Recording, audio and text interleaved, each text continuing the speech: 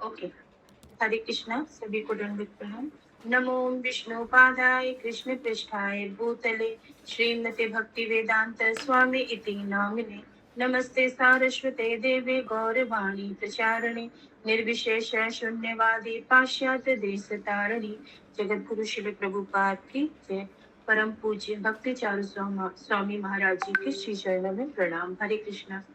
कल हम लोग ने सुना था कि गौर पूर्णिमा के दिन महाराज जी का हरि नाम और ब्राह्मण दीक्षा दोनों एक साथ हुआ और उनका नाम, दीक्षा का नाम उनका पड़ गया छेर चोर गोपीदास नाथ, गोपीनाथ दास, छेर चोर गोपीनाथ दास। फिर एक दिन श्रील प्रभुपाद ने उनको, जो श्रील प्रभुपाद से डिक्टेशन लेने के बाद में उत्तर पत्रिका में पत्रों के उनके हस्ताक्षर कराने के लिए गए थे, तो प्रभुपाद ने उनको अपना सचिव नियुक्त कर लिया, क्योंकि श्रील प्रभुपाद जो अत्यंत निकट और योग शिष्य होते हैं उन्हीं को कुछ नियुक्त करते हैं अपने सचिव के रूप में। फिर वे श्रील प्रभुपाद ने तमाल कृष्ण महाराज को बुलाकर उन्होंने मेरी नई नियुक्ति के बारे में उन्हें बताया था कि मैं भी सचिव के कक्ष में रह सकता हूँ। अब हम लोग इसके आगे सुनेंगे। एक दिन मुझसे हरि शौरी प्रभु ने पूछा, क्या मुझे खाना बनाने आता है? मैंने बिना सोचे समझे हाँ कह दिया।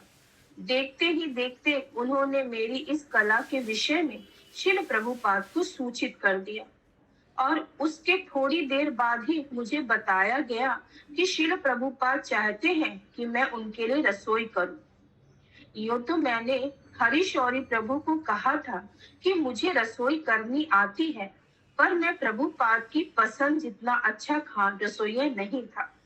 जब मैं जर्मनी में था तो मैंने कभी कभी रसोई की थी, पर मुझे पता था कि व्यक्ति को इसमें दक्ष होना होता है, जो मैं नहीं था। मैं उलझ गया था और समझ में नहीं आ रहा था क्या करूं। तब मुझे एक विचार आया। श्री प्रभुपाद की बहन पीशी माँ वहां थी और मैंने सुना था कि वो सर्वोत्तम रसोइयों में से एक है, और यह भी ज्ञात हुआ कि उन्हें अपने भाई के लिए रसोई बनाना बहुत पसंद था। तो मैं पीसी माँ के पास गया और उन्हें पूरी कहानी सुनाई। उन्होंने कहा कि मैं चिंता ना करूं, और वे सीधे रसोई घर में गई और रंधन शुरू कर दिया। मैं केवल खड़े खड़े देखता रहा। वे मुझे कुछ भी छूने नहीं दे रही थी। जब परोसने का समय आया तो उन्होंने दक्षता के साथ पकाए गए व्यंजनों को की थाली सजाई और वास्तव में सब कुछ बहुत ही उत्तम दिख रहा था। मैं हर्ष पूर्वक इसे श्रील प्रभुपाद के पास ले गया। श्रील प्रभुपाद थाली को देखते ही मुझसे पूछा, रसोई किसने की है? उनकी वाणी की ध्वनि से ही मैं बता सकता था कि वे प्रसन्न नहीं थे। मैंने उत्तर दिया, शील प्रभुपाद, पीसी माँ ने।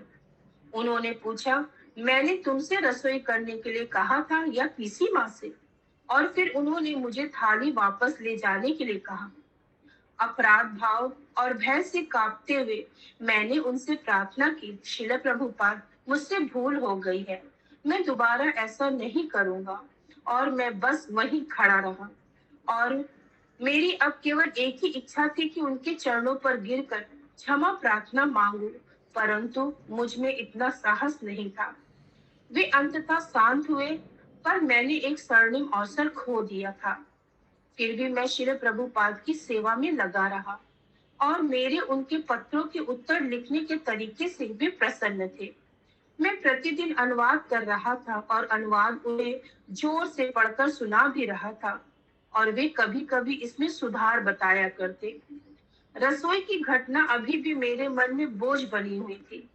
मैं प्रभुपाद की इतनी सुंदर सेवा करने के इतने निकट आ गया था, पर अपनी अपरिपक्वता के कारण मैंने यह अवसर खो दिया। मैंने संकल्प किया कि मैं रसोई करना सीखूंगा, जिससे कि अगला अवसर आने पर मैं असफल ना रहूं। एक शाम को मैं श्री प्रभुपाद की कक्ष में बैठकर जप कर रहा था। तब वे अपने शयन कक्ष में थे। मैं उच्च स्वर में जप कर रहा था, यह सोचकर कि मेरा जप सुनकर प्रभुपाद प्रसन्न होंगे।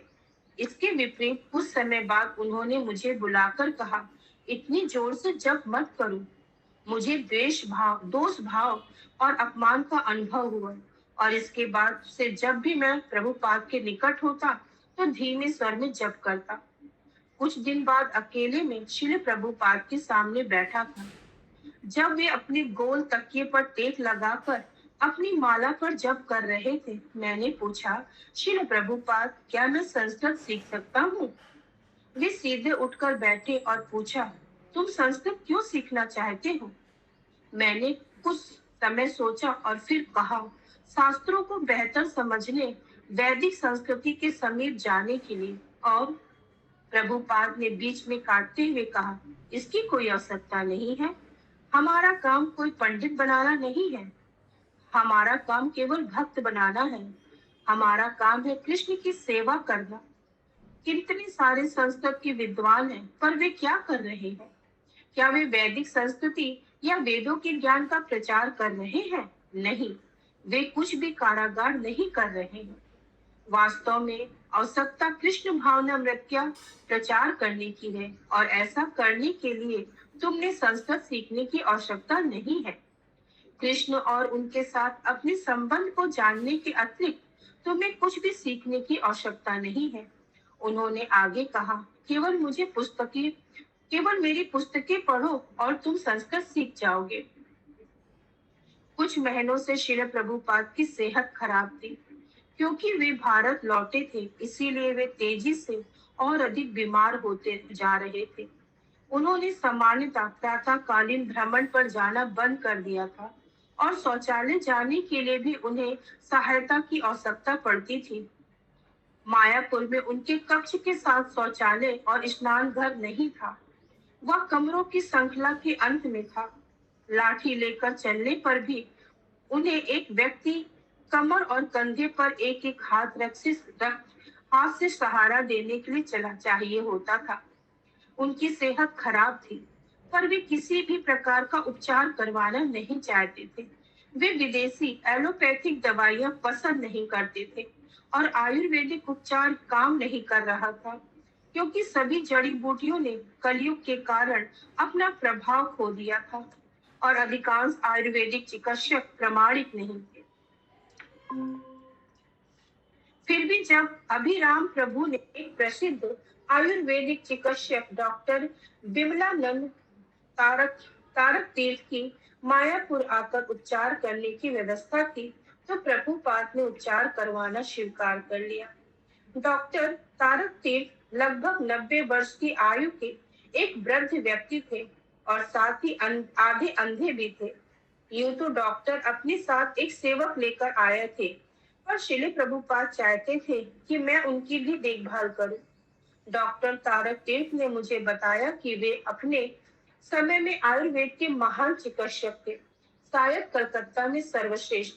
पर वे राजनीति में चले गए और पश्चिम बंगाल राज्य परिषद के सदस्य हो गए, जिससे उनकी चिकित्सा सेवा लगभग खत्म हो गई।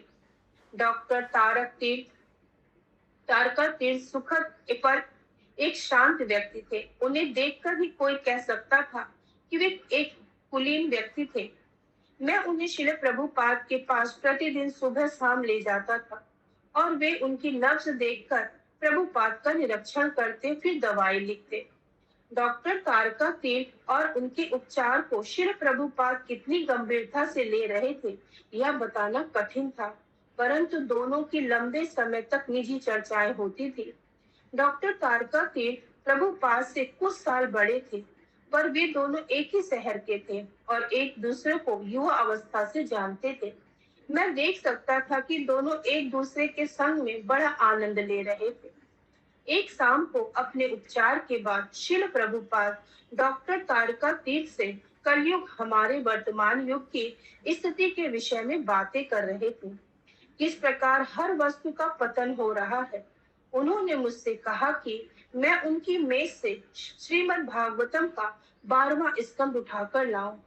अभी तक 12वें स्कंद का अनुवाद नहीं हुआ था, इसीलिए प्रभुपाद मुझे संस्कृत संकलन लेकर आने को कह रहे थे।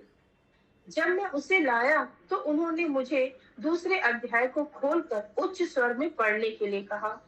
मैंने संस्कृत के श्लोकों को पढ़ना शुरू किया और उन्होंने अनुवाद किया और इसके वाक्यों की सटीकता को सिद्ध किया।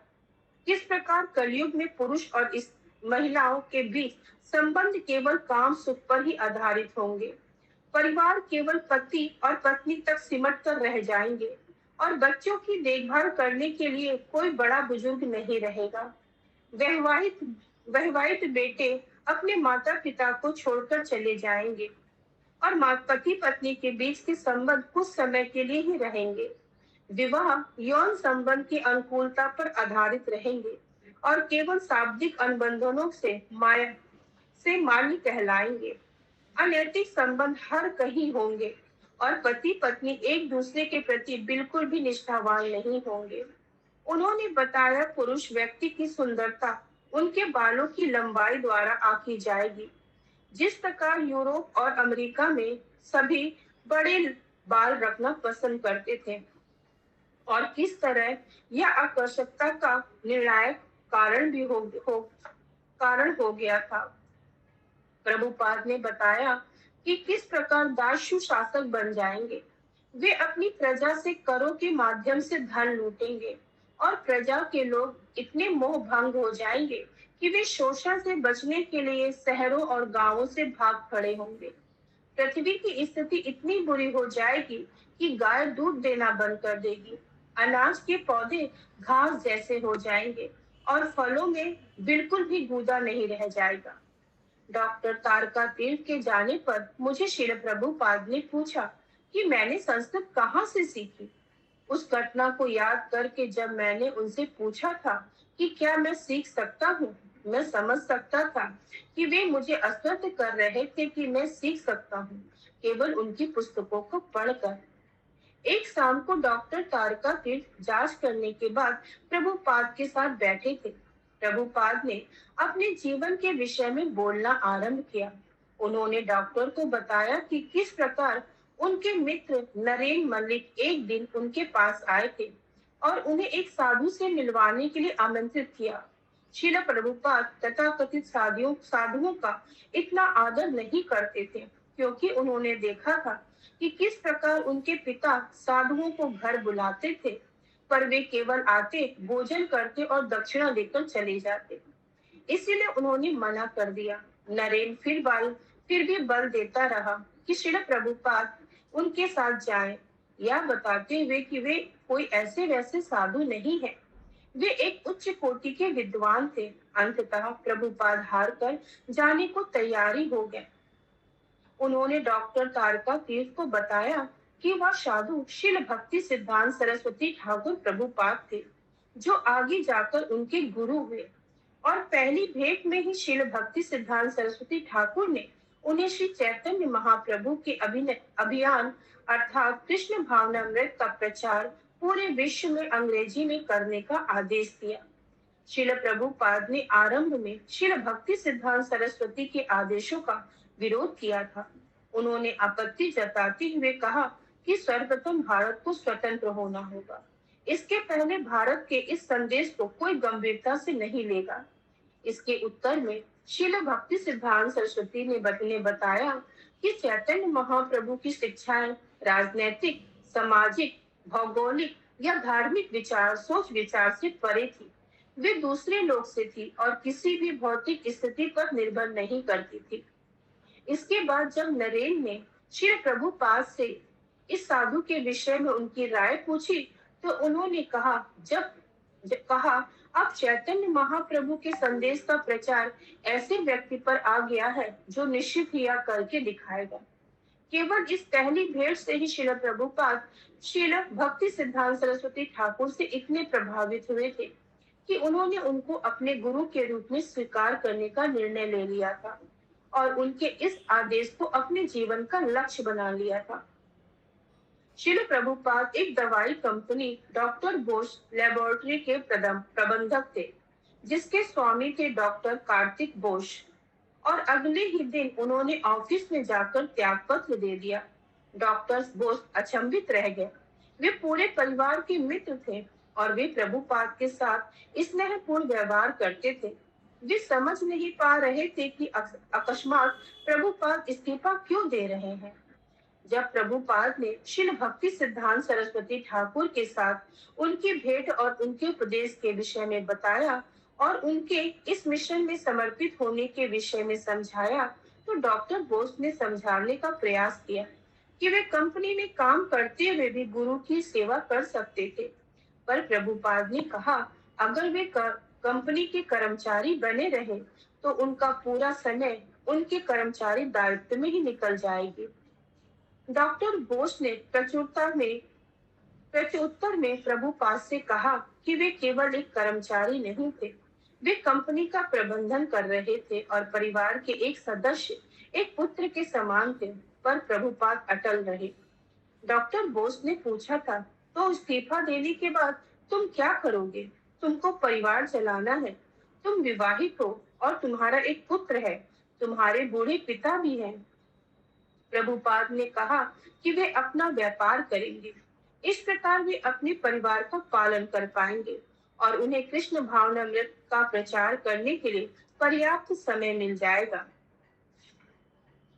डॉक्टर बोस ने यह सुना तो कहा, ठीक है, तो फिर तुम हमारे उत्पादों के उत्तर भारत में एजेंसी संभाल लो। इस प्रकार श्री प्रभुपाद इलाहाबाद गए और अपना व्यापार आरंभ किया। फिर भी उन्होंने कहा कि वे बहुत सफल नहीं रहे। उनका व्यापार में मन नहीं लग रहा था। उनका ध्यान केवल अपने गुरु के आदेशों को पूरा करने पर ही था। श्री प्रभुपाद ने सोचा था कि व्यापार करके वे धन एकत्र करेंगे और श्रील भक्ति सिद्धांत सरस्वती ठाकुर के आदेशों को पूरा करने के लिए पश्चिम की यात्रा पर जाएंगे। परंतु ऐसी घटना घटी।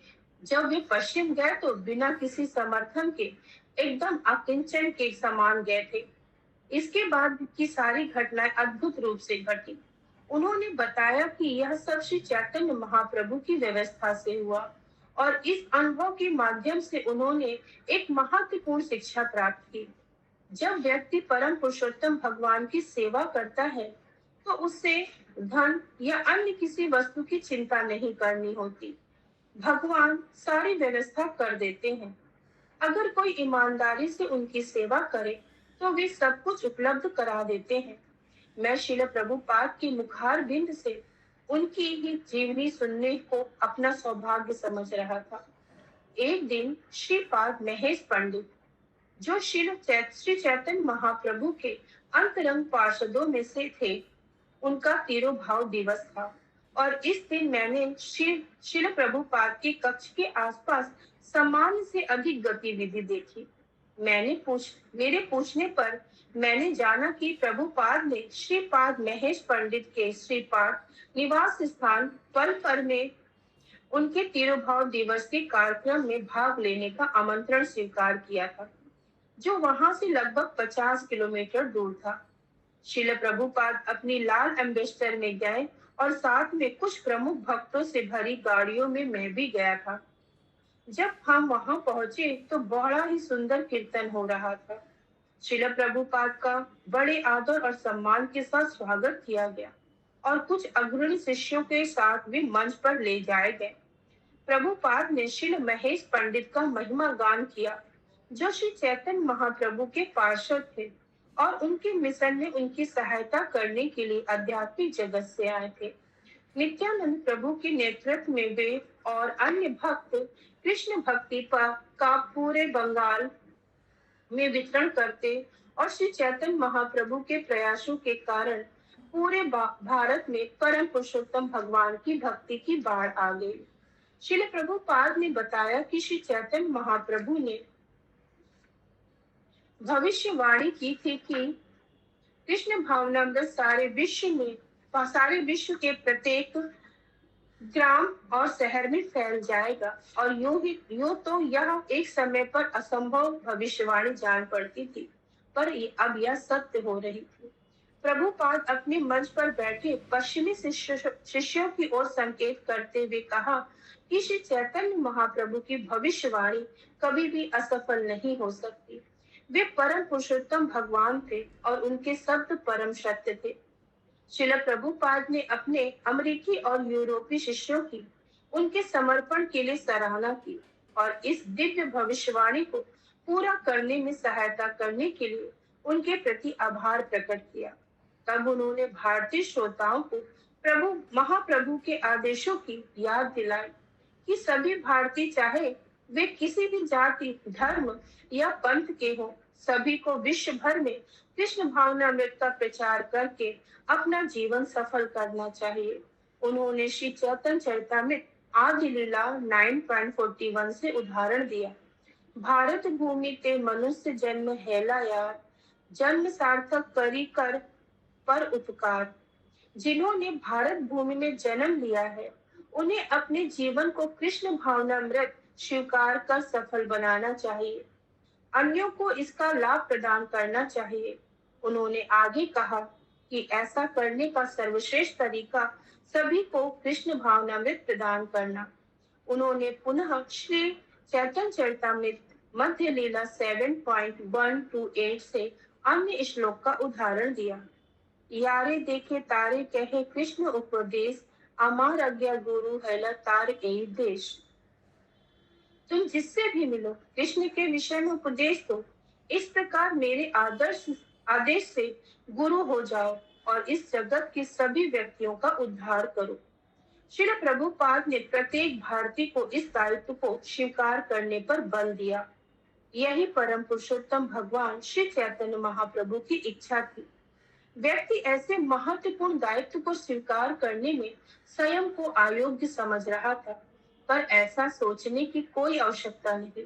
जिस प्रकार विभिन्न प्रकार के पंछी होते हैं, कुछ गौरैया की तरह आंगन के आसपास ही उड़ते हैं और कुछ एक से दूसरे देश, कुछ एक महाद्वीप से दूसरे महाद्वीप को जाते हैं, इसी प्रकार लोग भी विभिन्न प्रकार के होते हैं। हर व्यक्ति अपनी क्षमता के अनुसार प्रचार कर सकता है।